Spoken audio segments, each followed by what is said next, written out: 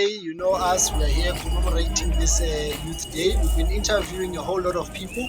We've got gentlemen and women here that would like to also, get their views and how they relate to this day. Also, maybe from their own personal perspective and also from a Rastafarian point of view. How are you, gentlemen? Himself, my Lord. Thank you. So, what does this day actually mean to you, and how do you relate to this day, as you said earlier? All right, my Lord, this is Youth Day, youth uprising, in fact, because the youth were uprising against the colonial language that was imposed on us, which was a colonial system. Now, to us, the Rastafarian, in fact, we are Rastafarian community from the Eastland. We are here to commemorate Youth Day to Sophia Lakweta Museum and show the kids them, because with the kids here, we want to teach the kids so that we don't want the teaching or the education to be a distant one.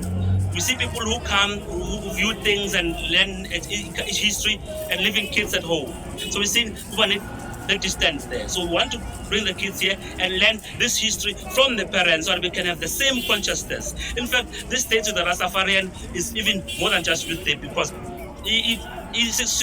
there's Leonard Howell, who was born on June 16th, is the first Rastaman, the man who made Rastafari to be a Rastafari, He's Leonard Howell in Jamaica. He was born in Clarendon, 16 June. So to us, we say celebrating his birthday, the relevance is, how can we celebrate his birthday in a relevant way?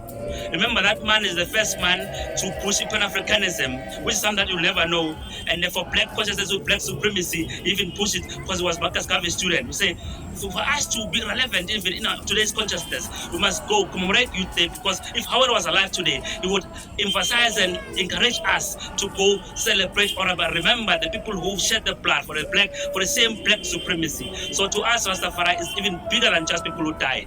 We are celebrating and remembering the day of the birth of the first Rastaman, which is in a better way of reminding even its resurrection. We are giving birth to a son who was born in 1892, John 16. Also, the blood of the people who died. So, therefore, when you ask the relevance, we say the struggle even today. Remember, Rastafari were even oppressed today. My kid don't know that I'm phoning Angan is going with this dreadlock things. Yeah, man. Today? Yes, even today. So you have to fight in the struggle today. I want to present you. Chief Machininis fought for liberation, not just Africans. That was not a language. It was a liberation since we can be colonized. So we're free in our land. But my youth, who portray an identity of a black man, holistically, because symbolism is dreadlock in this Africa, a free. I'm segregated, So we Rasta are still oppressed even today by the same black man, black government.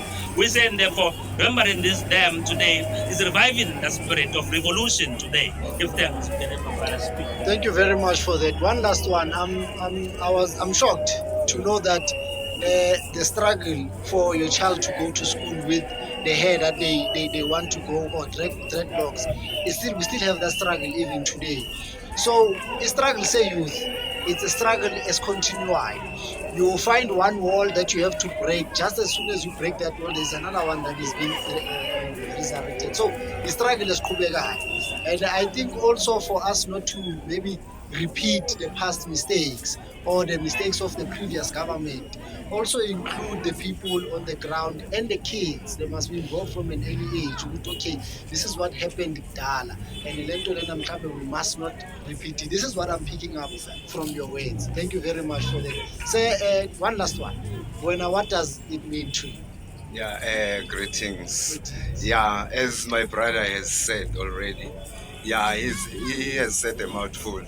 So I would hate to repeat what he has said. He's already said almost everything.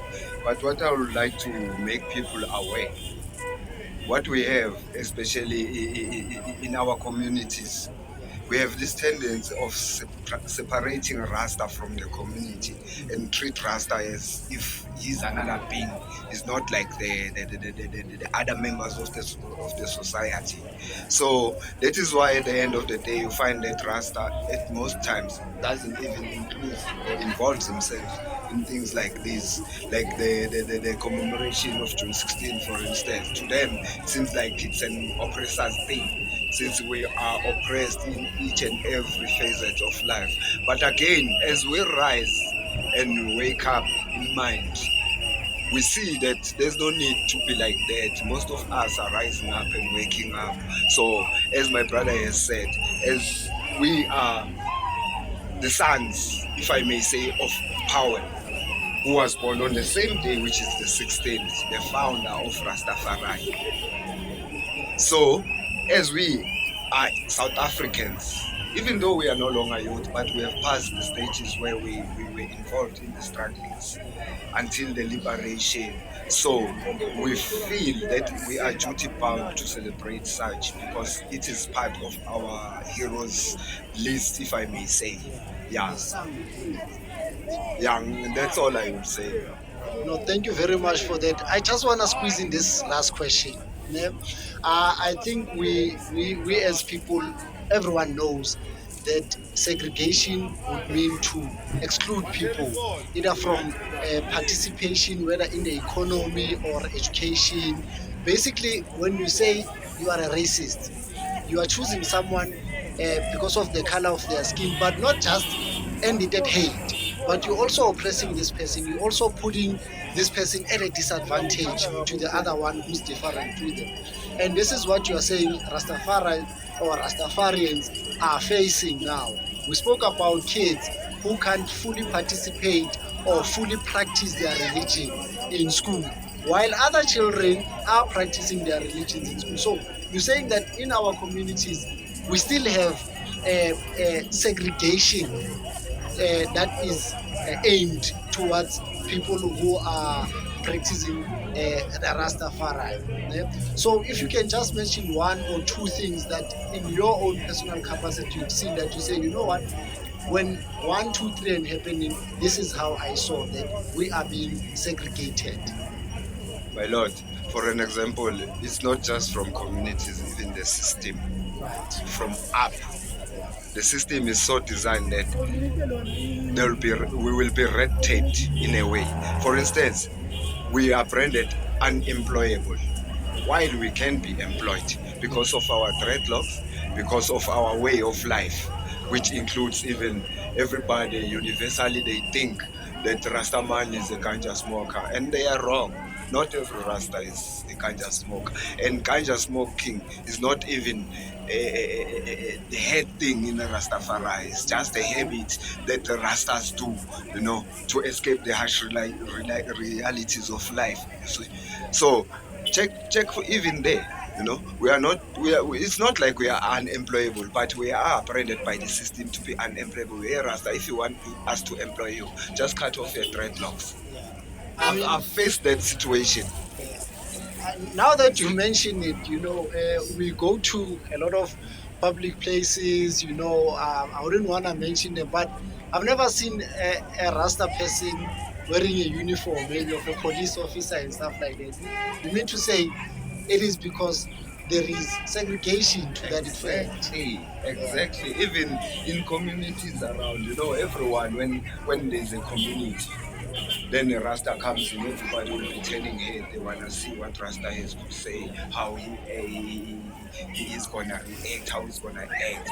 Because there's this tendency of people thinking that Rasta is just a ganja smoker who's living freely without no care in the world. While we are just like everybody, we have friends, we have kids. We want them to be part of this thing that is going on because we want our stake also in this thing. Yes. You see, in government institution, we want to be there. In everything that is done, in infrastructures of the state, we want to be there, but we are being retained by the state and the system and the community as well. All right, ladies and gentlemen, thank you very much for making this time. Yes. Can't close the Rastaman voice without saying, Holy Emmanuel 7th Adonia, Ja Rastafari! Rastafarian.